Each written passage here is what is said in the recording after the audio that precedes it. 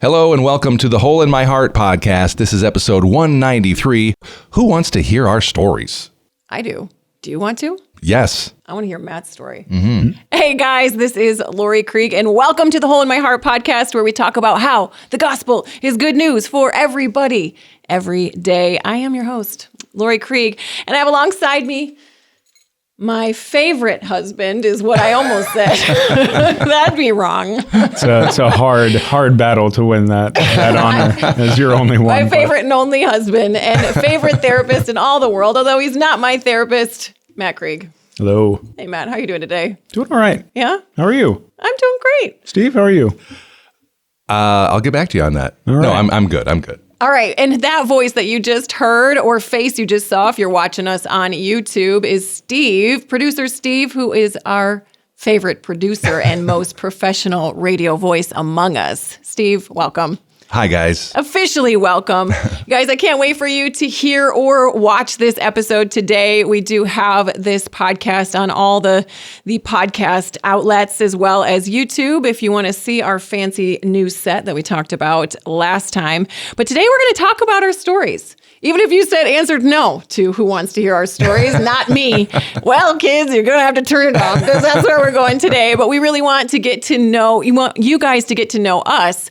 But we want to get to know you all a little bit first through the question of the week from last time. And it is this: how would you fill in the blank? Nothing makes geriatric, because you guys, we're all getting old. We're all just going to call ourselves geriatric in our insert your generation. Nothing gets them going like, and then insert something from your generation. So, Steve, I'm going to throw to you. What did you see on Facebook? Which, guys, pause before you answer.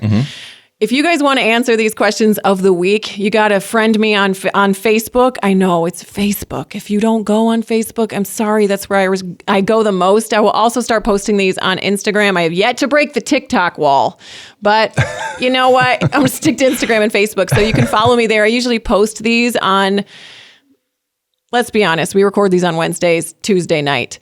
You can also join our Hole in My Heart podcast Facebook group, which has been dormant for about a year, but it is woken back up with this podcast coming back. So you guys can search Hole in My Heart podcast. We'll ask you a couple of questions that you can answer. Just don't answer creepy, and we'll let you in the group. Okay, Steve, finally. Okay. Which did you like the best? Well, Hannah, she's from my generation, Generation X. The best generation? Well, I don't know, because what she said I can relate to, but I'm a little embarrassed. Nobody gets geriatric Gen Xers going like, "Do They Know It's Christmas" by Band-Aid. Oh, boy. That's I was just going to terrible say song. nobody gets Gen X going like MTV, which of course featured that video, Can you ad sing nauseum. a tiny bit in case people don't know what it is? Do they know it's Christmas time at all? Do they even know? Are Apparently they being not. mean about it when they say that? Do they even know A little. Christmas? Yeah, I don't know. Is that I the Gen think X attitude, though? We're trying to be empathetic, and yet somehow we come across a little superior. I really liked what Dennis said. Nothing gets geriatric millennials going like Mr. Brightside by the Killers. Yeah. Because that's a song I actually like better. But I don't belong to that generation, so I'm just kind of on the outside appreciating it. Well, you can be honorary millennial if you want to. Just so that we can remove that Gen X superiority. Okay, thank you. Okay. Yes. Matt Krieg, how about you? Yeah, I really liked what Georgie on Facebook said. Nothing gets geriatric millennials going like Heaven by DJ Sammy. Matt, you're going to have to sing it, because what is that song? Steve, we don't know. No, We not really, familiar. really need you to sing it. We're in heaven. It just starts like that, I think. Then what? That's a little creepy. I know, it is a little creepy. But then it's, baby, you're all that I want. Oh, yeah. Oh, that's Bryan When you're lying Adams. here Wait. on my Is that the own. same They're song? co-opting the Gen X song. No, we invented it. What? It was only Oh, us. wow. We've got a conundrum here. Really? Is it? Yes. Oh, well, sorry. Really, I actually really like a Bryan Adams song, Yeah. "Summer of '69." Yeah. So, I listen to that one a lot. My kids know it, and they are not Gen Xers or Gen Well, Millennials. I don't even know what generation they are. I liked this from Nate. He said, nothing gets geriatric millennials going like Extreme Makeover Home Edition. Oh, remember when that was life? Move that bus. Move. And everyone's like, what's it? What's the reaction? And everyone watching's crying. Everyone's crying. Ty? What was it, right? That was his name? Ty something. Ty Sheridan, right? I don't know. He's hanging. He's still hanging. He's still there. He's still around. I also liked this from our friend Heather Scriba. She's been on the podcast before. She said nothing gets geriatric side Bers. So that's people who hold to the traditional view of marriage, but identify somewhere in the LGBTQ, SSA, or same-sex attracted field. She said nothing gets them going like the Hole in My Heart podcast. Oh, Oink. wow. There it is. Well, thanks so much, guys, for offering many of your ideas. I really was a little anxious when I was writing up the please answer this question because I didn't know if anyone would get it, but you guys got it. So you're our people and we appreciate you. All right, guys, it's time to shift now to get to know us a little better, and specifically you, Steve. Okay. Dun, dun, dun, dun. Oh, what was the other geriatric millennials? The Who Wants to Be a Millionaire? Oh, wow. Remember when that was also everything? It was Yes. every joke. Is that your final answer? Right. Are you going to phone a friend? Anyway, Yeah. Steve, let's get to know you. And the question for you, this is kind of how we're going to frame our testimonies, for lack of a better term, or our stories. Matt and I are a part of a small group, and this is how we pitched it to them to get to know each other. And it was helpful to kind of have the structure. Otherwise, somebody overshares or undershares, and it's weird. Okay, so this is the question. Even if you didn't recognize God's hand in your life at the time, how did God meet you in your suffering as a kid, as a young adult, and now? So, Steve, we'll start with you, and thank you for going first. Sure. Yeah. Well, I'm a child of the 70s. I'm a teen of the 80s, as we just covered. And I grew up in the church. My parents had us going to church from birth. And so I learned about the gospel. I learned about Jesus, and I prayed a prayer of salvation at like 5. I was baptized at, I think, 7. Went to public school, and I think the suffering happened in the isolation. I just remember a lot of loneliness. And it was at that era when parents were just like sending their kids out. You know, they talk about it now, how Latchkey kids. Well, it's sort of like, you know, you're just out playing all day. Your parents aren't aware of where you are. You get home at some point when you're hungry, and you know. And so I was out there as walking to school, and it was kids on that walk that first introduced me to porn. And it was also in that era, you know, of the 70s. And there's just, you know, I think probably conservative Christian people didn't know what was going on in the culture. And so anyway, so I was exposed to that. And I was a very curious kid. So it kind of like answered a few questions, but it also opened a lot more questions up because something seemed not right about it. And so I just thought there's this dichotomy between what I experience at home and at church and out here in the world. Yeah. So there was just a lot of just big question marks and not knowing who to go to with that. So a lot of isolation. However, there was one kid who befriended me at school. His name was Jimmy Scoggins, and he stood up for me when I was being bullied like literally on the schoolyard, and he literally said, pick on someone your own size. So a lot of cliches, but that was very redemptive in that time. And he was a good friend that was not a part of some of the bad stuff that was going on in my life. So I remember that as kind of a light in that time of darkness. Over time, I went, you know, from just having this stuff thrown in my face to actually seeking it out, and so I became more the agent in that what became an addiction in high school, and I started going to a Christian school, and so again, I didn't know like who can I talk to about this, or I just like felt a double life. Yes, very much a double life and a very isolated part, and that grew over time. And one thing that's kind of cool is that when I met Kelly, my wife, She had a similar background. She had also been exposed to some things. And so she and I were able to talk, and I didn't feel any kind of, freak out from her, which was different, from a lot of Christian high school and college girls I dated. I just kind of knew, keep that over here and don't talk about it. However, I didn't really go into the current struggle that I was in. It was all kind of like talking about childhood. Right. So anyway, so that was where she and I related, and I did bring it into the marriage. And so... And by that, you mean you brought the addiction into yes, the marriage. It right. wasn't like a participatory No, situation. right, Okay, right, just wanna right, right. Yeah, clarify no, that. it was definitely compartmentalized over here. Yeah. And again, I think I'm probably not alone in that. I know I've heard a lot of stories where that's the case. Yep. And, the other myth that once I'm married, this won't be a problem anymore. Heard that one. Yes, I'm sure you have. Yeah. Said that one probably to yourself at one point. Right. So, long story short, I ended up in a depression, and my depression was very much fueled by, shame and guilt. How old were you at this point? This would be like early 20s, okay, into my 20s.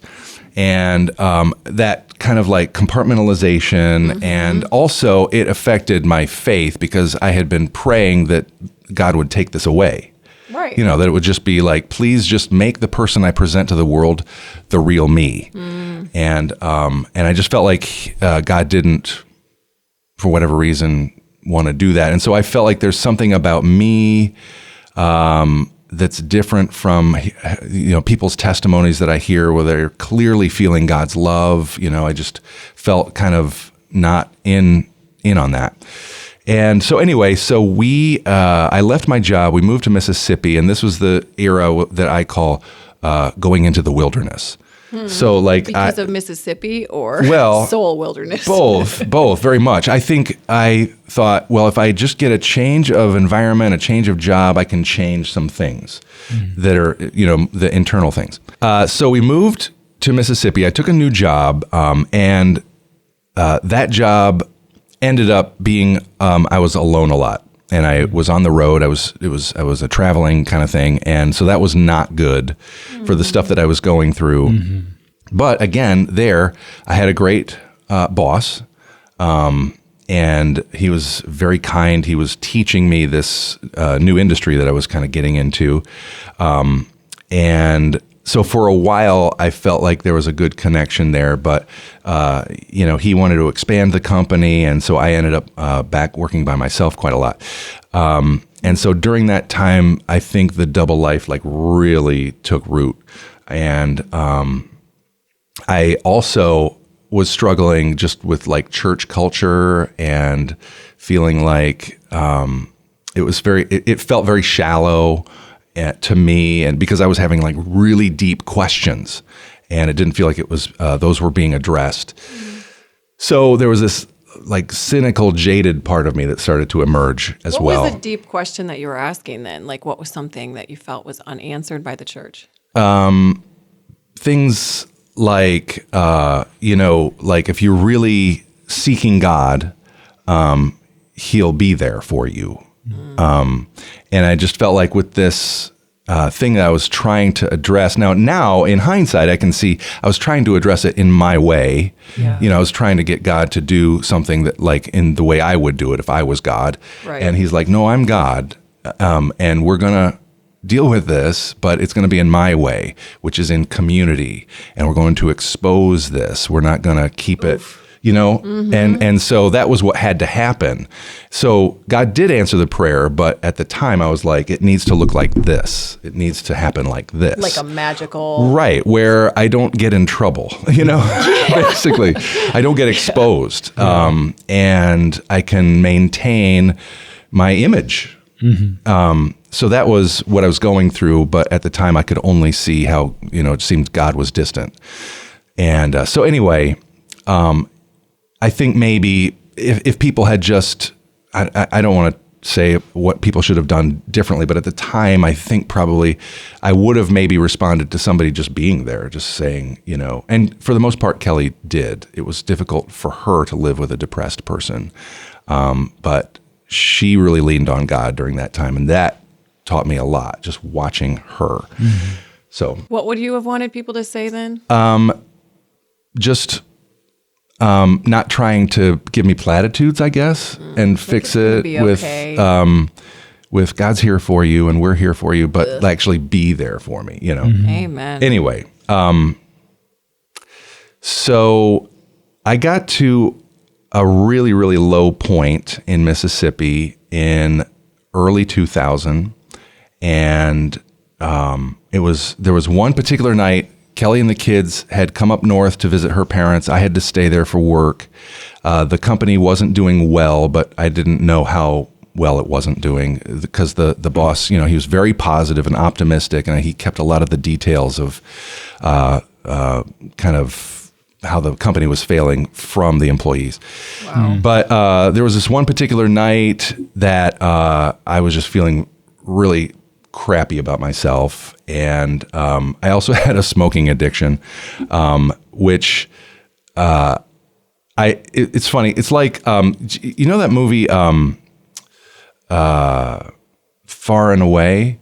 There's the old guy, the Irish guy, who he's an alcoholic, and he hides this drink in in their bookcase, and the wife is like, "What are you doing?" And he's like, "Nothing." And he's like, and that was me with smoking. I knew that Kelly hated it, but instead of being like, "Sorry, this is what I want to do," I would try to hide it. Wow, more fragmentation. Exactly, very much more segmentation. Well, and it's interesting, just like coping begets coping.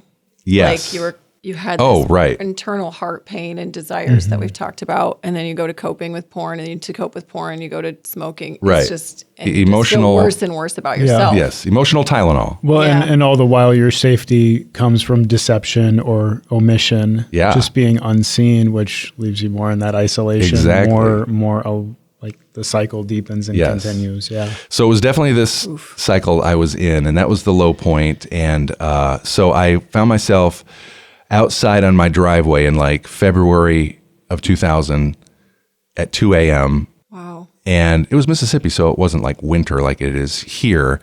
It was just a very quiet, still night. The air was just stagnant. And I remember being out there, and I actually did just cry out to God. I was like, if you are real, I need something right now. I need you. And that was about all I had, but it just came from my soul, And I was doing listening prayer, but I didn't realize it at the time. And there was this just stir of wind. I remember there was this big magnolia tree right by me, and it started moving. And I just heard in my spirit, I am here, I love you, and everything's going to be okay. Wow.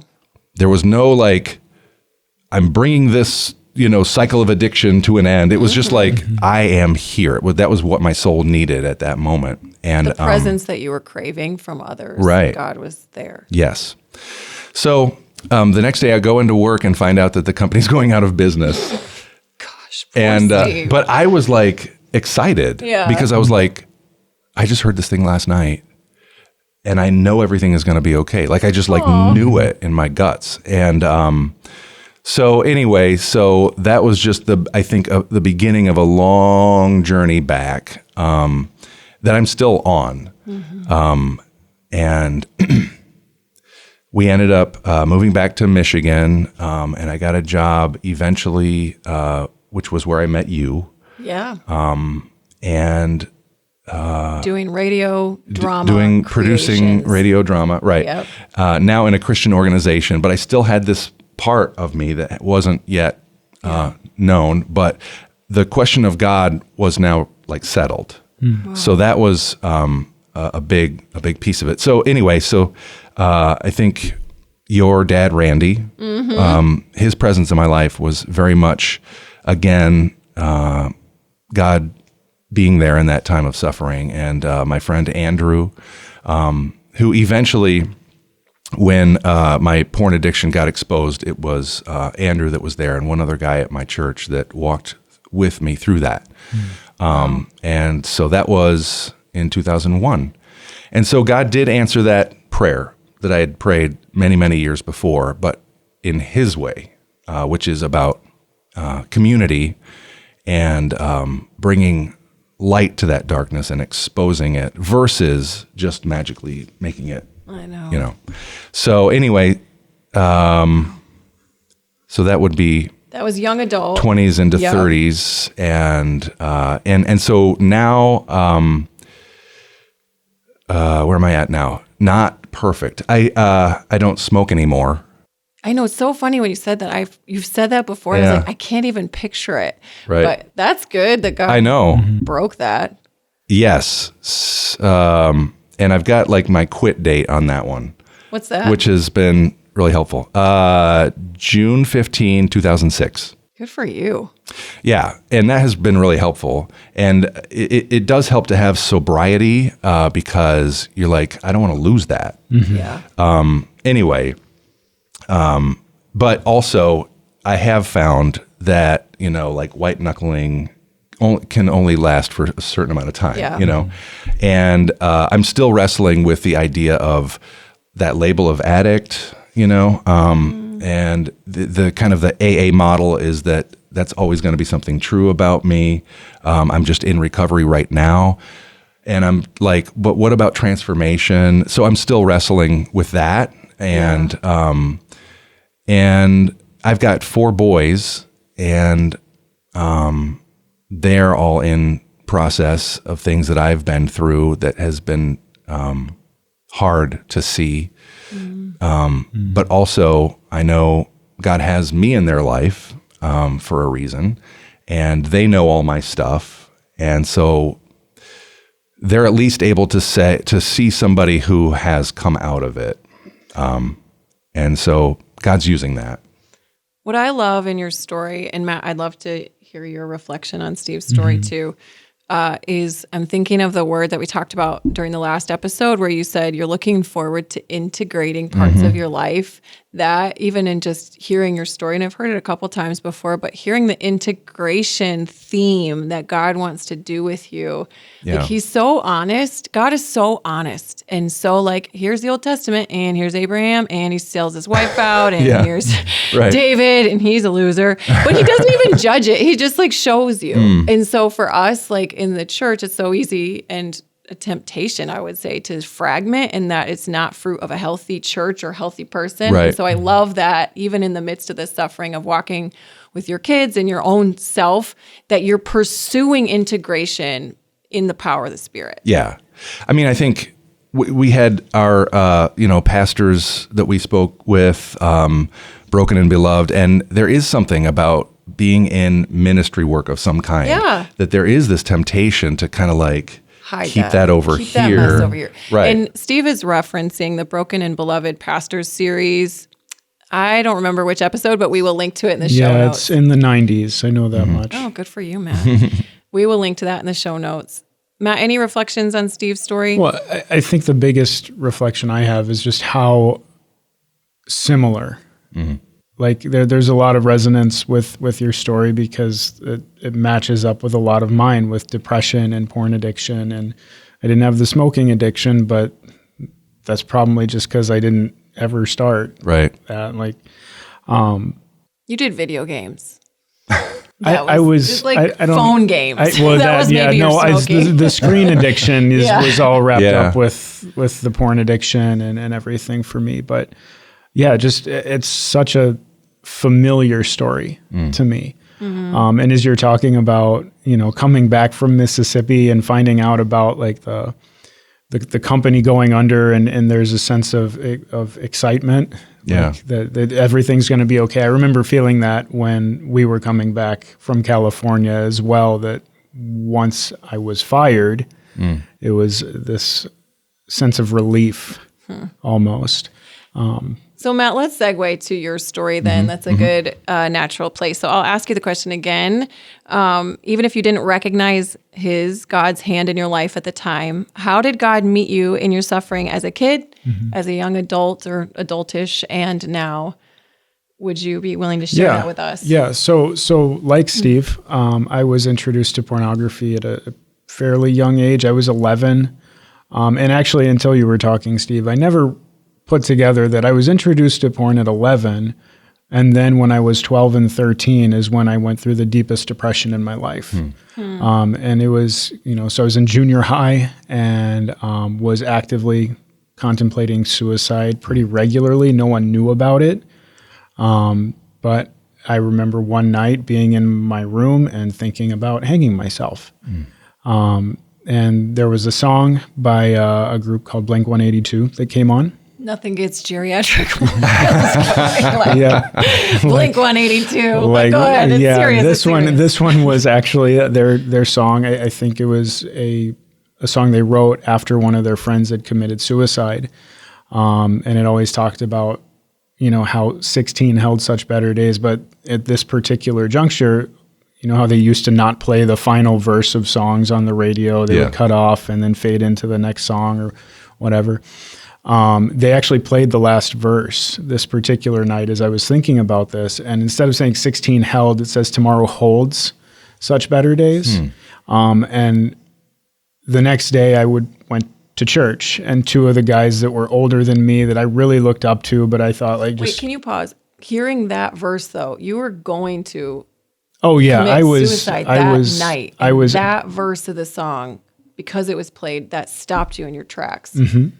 So you didn't do it. So I didn't tell anyone. I didn't tell anyone. And then you go to church the next day. Yeah, I didn't know I could tell anyone. I had no words for, depression and all of this was not something that was talked about, Right. In whatever that was, 96, 97.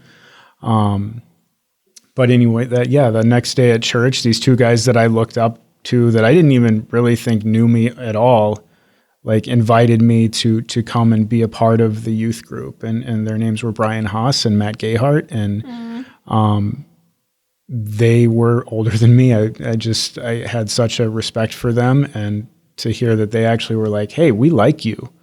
We think you're cool. We want to hang out with you. You're worth something to us was definitely one of those very, very tangible moments of God's provision being manifest in relationship. And so that pulled me out of depression. And I feel like that was the first instance of getting to know God. But over the course of time, I still went to pornography. I still, I didn't beat that out of my life. And so that became something that became more and more and more entrenched in. And to the point where it was in college and I tried to beat it on my own power with a group of guys to get it out of my life. And I thought I was doing well, but then Laurie and I got married and we went through a season of kind of being very separate in our lives. She was working early. I was in seminary. I was doing my internship and then falling really, really, really falling really hard back into it to the point where it became a daily habit again. And that's when I feel like my addiction truly took hold of me and became depressed again over time, but not to the point of wanting to commit suicide. But when God met me there was the night that I was praying against a spirit in our apartment, and we were out in California. Laurie for those, I did need to do a little clarifying. So I love it. But while Matt was in this porn-addicted, depressed state, and we were serving at-risk youth in California, so we had moved from Michigan, uprooted to California, and Matt, I don't know any other word to say it, but was kind of mean, and that's what porn can do to you is because you are the dopamine, oxytocin, biochemical love potion is having you attached to the screen rather than your spouse. And so you're only meant to attach to one person. And so it creates an out group. And so because he was attaching to the screen, I became the out group in his life. And so he was never abusive or anything verbally, emotionally, physically, but it was just kind of mean. And I'll share more of my story in a bit, but I was like, oh, so I guess that this is what marriage is it sucks. And I'm not kidding. Meanwhile, I'm like, well, what do? I'm going to just go try and learn about Jesus. And so I joined a small group where people like, it was different than my West Michigan Baptist non-denom roots, where people like really believed that God was real. Not that they didn't, but really were more engaging, more like the Holy Spirit and like spirits of darkness. And I was like, I don't know. Wow, they actually believe this. And so I had been praying over our home this night that Matt's talking about, because I was like, something feels off. I had got up to feed the baby. We had a 7-month-old baby, and I was like, there's something dark in this house. And I had simultaneously been regularly praying whenever Matt would drive me nuts, which was all the time. I would just say, God, make him like Jesus. So that night I woke Matt up and I was like, there's something dark in this house that I just need help. Can you help me like pray about this? Do your manly duty and head of the household. I don't know, whatever. And you prayed. Yeah. And that was the same attitude that I approached this prayer with, is like, okay, fine. And so like I prayed though, like, God, let no spirit remain in this home that is not of you. And didn't really know that I was praying against what I was bringing into the home. And so Laurie went back to bed, and she has this superpower where she falls asleep in like 5 seconds. Our second daughter has it too. If you're going to have a superpower, falling asleep quickly and anywhere is a good one. That is a good one. That's a nice one. Yes, thanks. I, however, didn't. I was up for like 2.5 hours wrestling with God, because he was telling me, you need to confess. You need to tell Laurie. You need to tell the one you've wronged. I was begging God, let me tell a friend, someone else who might understand. And he was like, no. And so I was a little sarcastic with God, and I was like, fine. If Laurie wakes up right now, I will tell her. It's like 3. And at like 3 a.m. And then I'm I was like, saying you're like 3 years old. oh, well, also, I'm like a petulant teenager. Yes. As we are with God at times. But then I'm like rolling onto my side, because I'm a side sleeper, and I'm just going to kind of get snuggly and try and fall asleep. But as I like roll on my side, it's like someone pushes my elbow and my arm flings out and hits Laurie in the shoulder. And she rolls over and is like, what? And I'm like, fine. That was not the F word that I thought, but that was the one that I said was fine. And then came the part, the hardest, probably 3 days of my life, of confession and actually being honest about all of the things that I'd been struggling with, and the depth of it and the reality of it. But then also really feeling in that 3 days, for the first time in my adult life, like a true connection with God. Because there wasn't this stuff just like hanging between both me and Laurie, but also me and God. And so just learning through that confession, God's love for me, that just really deepened because of that. And he held me through that. And that started just a new trajectory in my life of being free of porn and not going back to it, and then learning about core needs and all the stuff that we talk about. We'll explain more about core needs next week. In order to really understand that porn was not, yes, porn was an issue, but it wasn't the root of the issue, and really understanding more the root of my issues. More recently, so that was young adult. I was 29, 30 years old. More recently, God has been with me in suffering and really showing me the extent that I am still very idolatrous of my own kind of self-reliance, of my own abilities to handle things, my own ability to figure things out, to make things make sense. And because of what we've been going through in the past year with Laurie's health stuff, like I am completely powerless, completely helpless to do anything about it. And that's hard for me. And I want to escape. I want to go back to watching 30 hours a week of sports. I want to go into whatever fantasy novel or puzzle or anything that I can. And God's helping me to not disconnect. And the word of the year for me this year has been to seek God out. And so rather than running into isolation and running into my own coping mechanisms to try and run to him, and he has been meeting me, and it's still scary, but he's there. So I want to go back to the process of that time of confession and just getting everything out with Laurie.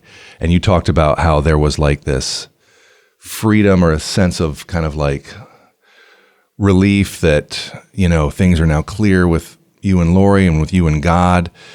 And I can relate, you know, when that happened with me and Kelly, like I experienced almost like this catharsis. And she was great in the moment, but I learned, you know, in the following month or two, just the effect that had on her. What was that like for you guys, just in your relationship? What was that like for you, Laurie? So the effect, like those first few days, I remember taking so many walks and just praying, and like I didn't have words because there's a phrase for this in therapy world of betrayal trauma. And I think that's a new concept, at least like putting words to it, because it has been, well, if your husband's struggling with porn, woman, it's kind of your fault. That's kind of been the language that I have heard in some, and guys got to pick it up, but you must be not doing something right. So so that was the language. I didn't feel that. I did feel betrayed. And I felt so hurt. He'd been lying to me for so long, because I had said many times, like, man, you're the one guy I can trust. So glad that you're such a man of integrity. Like I'd speak these things over him and it'd make him crumble inside. And over the next, like it took at least me, you know, he asked that night at 3 a.m. He's like, here, I've been addicted to porn. I've been lying. I need you to forgive me. Yeah. I don't know if I was going to ask as much as like a pleaded demand. But I couldn't. Like I said, yeah, okay. And then I think I knocked myself out with my superpower.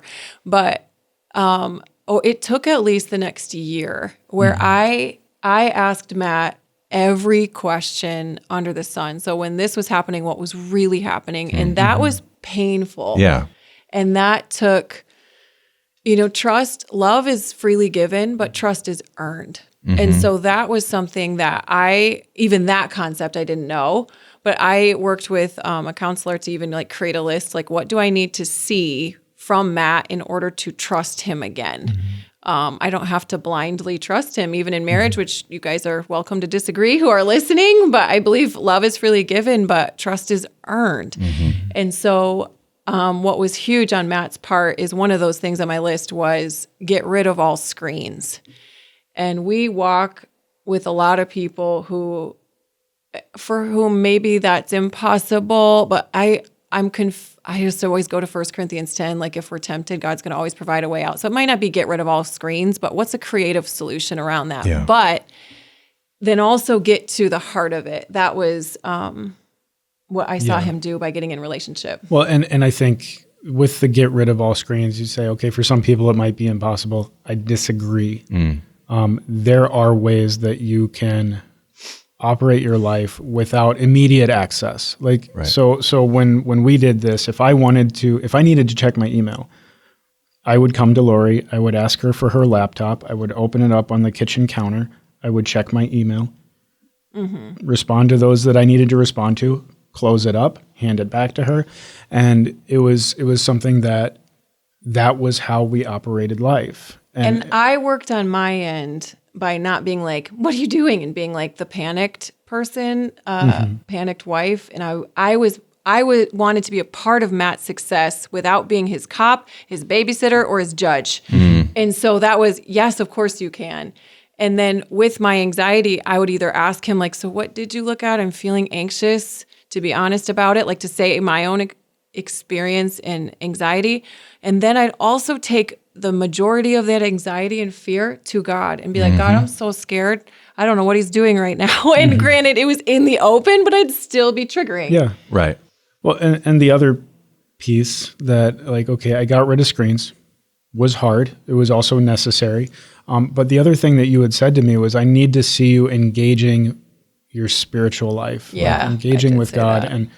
And so like making a practice of actually going and reading the Bible, or listening to the Bible or praying or anything, like just to see, because you said multiple times, like, I can't trust Matt, but I do trust God. And so my becoming connected with God was almost like trust was passing through him. You trusted him with me. Therefore, it was like trust was starting to be extended and it was starting to be earned. And it's a hard dynamic, but it was necessary. Yeah. Good question, Steve. So I'm going to jump into my story now. Again, here's the question. Even if I didn't recognize his hand in my life at the time, how did God meet me in my suffering as a kid, as a young adult, and now? As I was thinking and praying about this, the time that comes to mind of the biggest suffering for me was when I was 11. So I have 11 brothers and sisters. We have a huge family, and I love it, and it's fun, and it's also chaotic. But I remember my mom took, I don't know, maybe 8 of us, 6, 7, 8 of us to the store to shop for Christmas. Probably your song was on. Don't you even know it's Christmas? Do they even know? Do they even know? I'm so stressed by this and distressed. But we went to Dollarland because big family. And we're cheap. But you got to stretch that dollar far. So I was in that awkward in-between age of between childhood and preteen. And I actually whittled my way away from my siblings, and I was by myself looking at toys, and a stranger came up to me and molested me in the store. And I finally was able to push him away. And then I found my brothers and my mom, and my brothers were like, "Oh, let's go find him." And, they weren't able to. And we get home, and my dad calls the police. And it was, I hadn't even understood about sex yet. Like, I didn't understand anything. And so it really, jacked with my sense of safety and security. And I remember sitting in my room, on the edge of my bed, and thinking, is this something that's going to change the rest of my life? And then I proceeded to forget it. You know how we do when we cope, our brains are so bananas in how they can have this superpower, to forget. So I didn't remember until college. I was actually sitting in class. Here we are, we're recording here at Cornerstone, is a part of WCSG where we're recording this right now. And I remember sitting freshman year in English class, and my prof said, "I want you to just go inside your memory, and I want you to write about anything that comes up, good or bad, happy or sad." And I didn't cry. I wasn't a crier. I wish I could cry more. I'm learning in this recent suffering. But I just started tears streaming down my face as I remembered what happened. And that began a season of processing that specific trauma and how that affected my heart, this sense of safety, security, my view of men.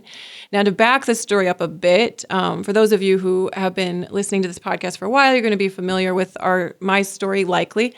But for those of you who'd like a refresher or you're new to the scene, so even starting at a very young age, 5 years old, I remember having these attractions. And that's such a weird word to say, attractions when you're 5, but this draw toward girls that felt different for sure than my perception of boys. Like, boys were like my brothers who I punched and they hit me back. And we played they smelled bad, and we played in the forest and lit off fireworks and stuff. But girls were interesting to me, and I grew up in a Christian home, loved my parents, but in 1990s moral majority evangelical America, where there was the only language when it came to quote unquote homosexuality, which I say that because that's the only phrase that they used. There was this war on marriage, and the homosexual agenda is going to come murder babies in your sleep, right? That was kind of the essence. There was them and us for sure. And so when I felt these attractions toward the same sex, I wasn't like, oh, I can definitely share this in church.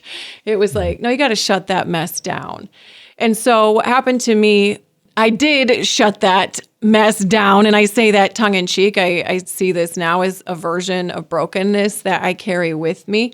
But I was very ashamed of it and definitely saw it as something to be avoided. But then when I was 11, that's not causation. I already felt the attractions toward a young age, towards the same sex at a young age. But when that guy hurt me, I'll just say it didn't help. It didn't help. It's confusing, it's challenging, and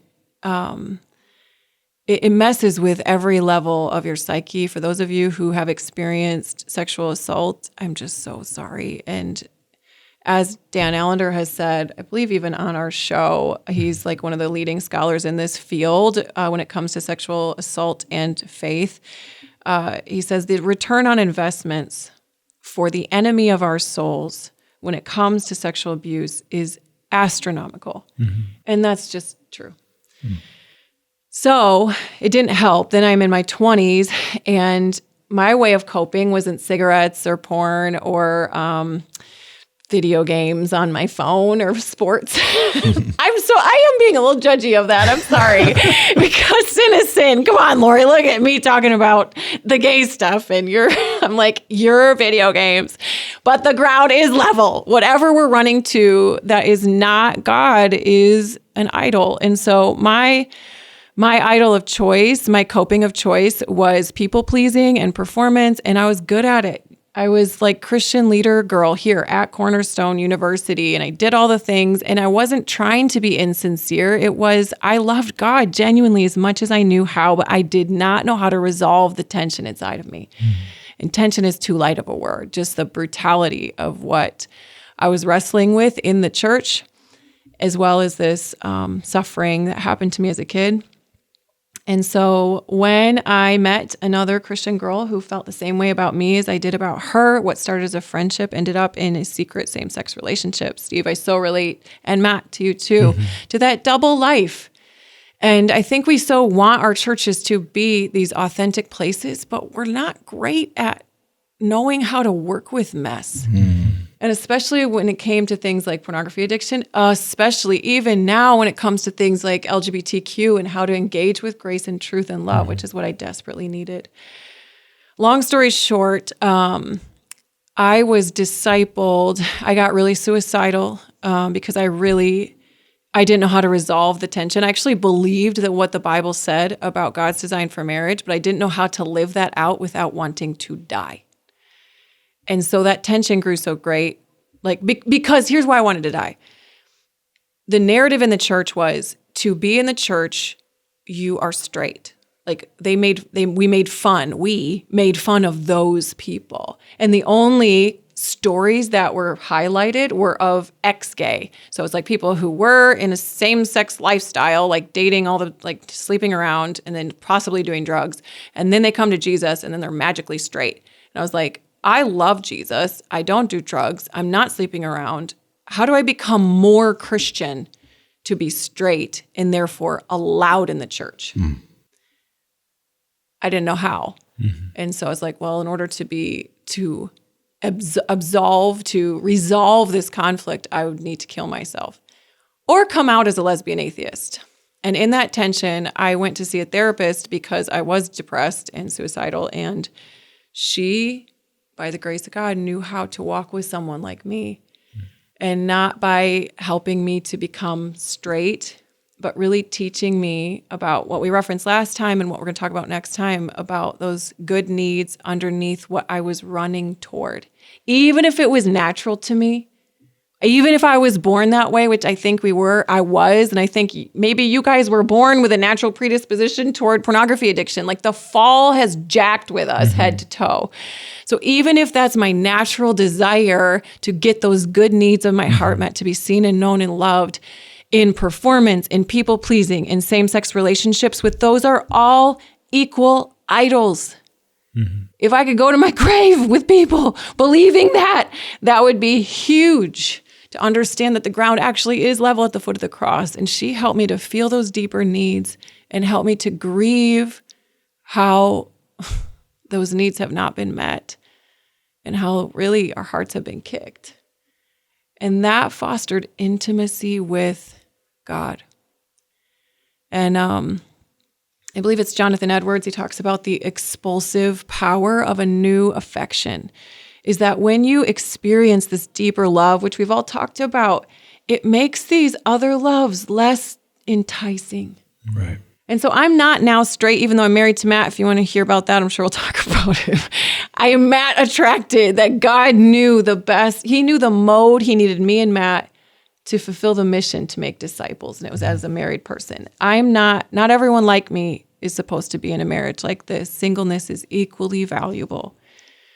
But Jonathan Edwards talking about the expulsive power of a new affection. When I met God, he empowered and empowers me now to die to self. That's what his love does, guys. That's what Ephesians 3 says. May you know this love, though it is too great, you'll never fully understand it, but then you'll be filled with the fullness of life and power that comes from God. So now I feel like we just need to pray. Like, God help us. Yeah. But what I will pause the prayer, but go ahead. You guys have reflections on that at all? Well, I just think we all ran to different things, but we all ran to the things that we could kind of control. What do you mean by that? In the sense of I thought I could control when and how I engaged with pornography to make me feel better. Now it started to take over my life. You ran to performance and people pleasing. And at some point, it's not just something that controls the unsettledness in you. It doesn't fix it. It starts to dominate. It starts to become like this insatiable need. And it enslaves you. You become a slave to what controls you. Mm-hmm. But we think that those things give us control, but they actually do ensnare us. And we start running on that treadmill of needing to go back to the same thing over and over and over again. Well, and with my girlfriend, it was similar. Like I don't know if I thought I could control it, but I thought it would scratch the itch. But the stinking thing about idols is it scratches the itch like a bug bite. And you just need more and more. Right. So real quick question. I know this episode is a nice full episode. It is a juicy episode. But I'm just wondering, in that time where you were wrestling between these two options, where were you at with God? I know that you've always like trusted and loved God, but was there ever any kind of like anger? Like, how did you wrestle it out with him? Such a good question, Steve. And I just met with I do a lot of life coaching in this space, and I just met with a new friend who's so bitter at God and has a story similar to mine. And I said, I was remembering this exact season, and he's like, how do I forgive God? And I said, I would guess because of your upbringing, which is similar to mine in this Christianese world, that the God you're mad at is actually perhaps a lowercase g God, who is an amalgamation of the sin the church did, your parents did, every parent sins, pain you've gone through, suffering you've done to yourself. And so I was angry at God because he's like, why would he, like, this is the line every LGBT person says, why would he make me this way and then keep me from what I want? And so I was angry at him, I guess some for that, but it wasn't actually him I was mad at. Like, I didn't actually know. I knew whispers. I experienced whispers of capital G God. But when I met actual capital G God through even the rage about the church stinking in this conversation or my trauma that I experienced, etc., I experienced that love that you talked about, where he wasn't like, well, I'm going to fix the porn. Right. He's like, I'm here. I'm with you. I love you. And I know it's going to be okay. So I was mad at him, but I don't think it was actually God. Yeah. I can relate. Yeah. That's really good. Okay. Guys, there is more to the story, and we're going to keep sharing pieces of our story. Like I mentioned last time, I've got, this health stuff that I'm walking through, that God's meeting me in that suffering. I'm sure we'll keep talking about that, guys. We're all dynamic humans here. None of us clearly are in process. We have not arrived, but we are seeking Jesus. And as something that Matt and I talk about often is like when we're looking for a church or encouraging pastors, especially as they're engaging the sexuality space, we give so many points if you're trying. Like, nobody has arrived. And so if you're just moving there, so if you guys want to be a part of this podcast family and you're just like, I'm stumbling toward Jesus, we'd love for you to join us as we stumble toward him too. And that we talk about how the gospel is good news for everyone, all of us three and all of y'all watching. It's good news for all of us every day. So we do have a question of the week for next week. What's your favorite or least favorite word and why? We're talking about this because we're actually going to go through we're going to have a vocab lesson of things that the Hole in My Heart podcast often talks about, just to kind of reorient us and just be like, okay, what is this language? Let's talk about what do these things mean? What are core needs, et cetera. But I just want to know you guys, what's a favorite or least favorite word? Matt, I know yours. Go for it. My favorite word is defenestrate. What does that mean? It means to throw someone through a window or some object too. I guess throw anything through a window. It's just fun. And not that I've never thrown anyone through a window, but it's just that there's a word to throw something through a window. Yeah, it's just funny. Like, huh. Steve, favorite or least favorite? I've got so many. My sister just made one up last week. Randomonium.